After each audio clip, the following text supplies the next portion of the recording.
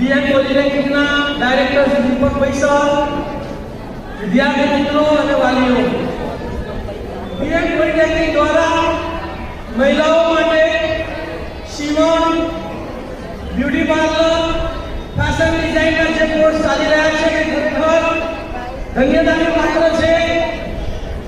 આપણી દીકરીઓ ગુજરાતમાં પ્રગતિ કરે, વિદેશમાં પણ પ્રગતિ કરે એવી મારી શુભેચ્છાઓ છે.